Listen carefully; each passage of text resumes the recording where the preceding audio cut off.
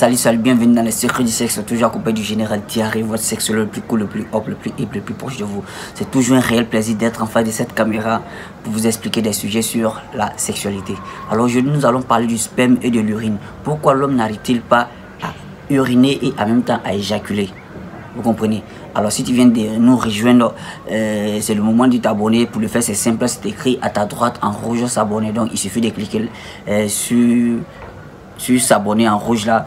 Et vous attendez un moment, il y a une cloche qui va s'afficher. Vous cliquez sur la cloche afin de rejoindre la famille des connaisseurs du sexe. Vas-y, abonne-toi. C'est fait. Super, bienvenue dans la famille des connaisseurs du sexe. Alors, pourquoi l'homme n'arrive-t-il pas à uriner et en même temps à éjaculer? Tout de suite. Alors, pour répondre à cette question, nous allons étudier l'anatomie de l'homme. Alors, quand on regarde l'anatomie de l'homme, on voit que l'urine provient de la vessie et le sperme provient de la prostate. Vous comprenez? Mais les spermatozoïdes sont produits par, comment dirais-je, par les testicules. Donc, le sperme n'est pas produit par les testicules. Les testicules produisent, comment dirais-je, les spermatozoïdes qui vont remonter plus tard dans la prostate et ils vont essayer de... Ils vont être enrichis par les sels minéraux, les protéines, de l'eau, tout cela. C'est tout cet ensemble qu'on va appeler le sperme. Donc, le sperme provient de la prostate. Donc, on voit que le sperme emprunte un chemin pour venir vers l'urètre et l'urine emprunte un autre chemin qui vient de la vessie vers l'urètre. Donc les deux empruntent l'urètre pour pouvoir sortir. Donc les deux empruntent le même chemin. Mais pourquoi on n'arrive pas à faire sortir ces deux liquides simultanément en même temps? C'est juste un mécanisme qui est très simple. Alors quand on regarde au niveau de l'urètre, on voit que le croisement de la sortie du sperme et de l'urine forme un V. Donc c'est dans cet endroit que est placé le sphincter. Le sphincter c'est comme une sorte de verrou,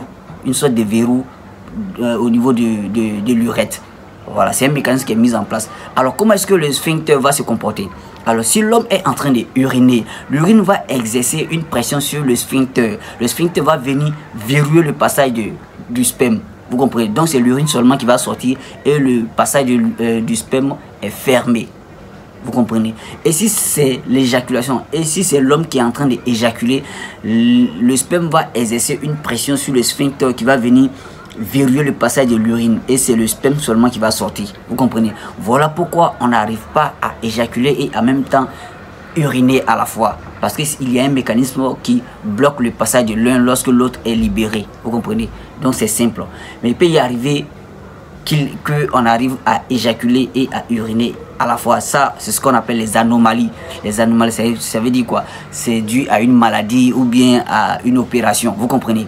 Donc, il y a certaines maladies comme la neuropathie du diabète. La neuropathie du diabète va venir affaiblir le sphincter. Le sphincter ne pourra plus verrouiller le passage de l'urine ou le passage du sperme. Donc, les deux passages seront ouverts. Du coup, le sperme et l'urine vont être évacués au même moment. Mais c'est l'urine, on va plus voir. Vous comprenez? C'est l'urine, on va plus voir. L'urine sera mélangée avec du sperme. Vous comprenez? Et il y a aussi ce qu'on appelle l'opération de la prostate. Alors, lorsqu'on subit une opération de la prostate, on dérive, comment dirais-je, on va essayer de désorienter le passage du sperme vers la vessie. Donc, ça veut dire quoi? Si l'homme éjacule, le sperme sera évacué dans la vessie. Et la vessie va se charger d'évacuer le sperme. Donc, ça veut dire quoi? Le sperme va venir se mélanger avec de l'urine et les deux vont sortir à la fois. Donc c'est ce qu'on appelle l'éjaculation rétrograde. Donc ces personnes n'ont pas d'éjaculation en réalité, ils pissent, ils urinent. En même temps l'urine contient du sperme. Donc c'est ce qu'on appelle l'éjaculation rétrograde. Donc on aura le temps de parler de toutes ces choses là dans une autre vidéo. Alors j'espère que vous avez compris, hein. Voilà, on va essayer de faire un résumé. Alors l'homme n'arrive pas à éjaculer et à uriner à la fois parce que l'urètre possède ce qu'on appelle le sphincter. Le sphincter va venir verrouiller le passage du sperme lorsque c'est l'urine qui est évacuée. Ou soit le sphincter va venir verrouiller le passage de l'urine lorsque c'est le sperme qui est évacué. Donc c'est ce mécanisme qui empêche ces deux liquides à être évacués simultanément ou à être évacués au même moment. J'espère que vous avez compris la vidéo. Si ça vous a plu, likez, partagez et invitez vos amis à s'abonner pour apprendre plus sur les sujets de la sexualité. Je vous aime. Bisous.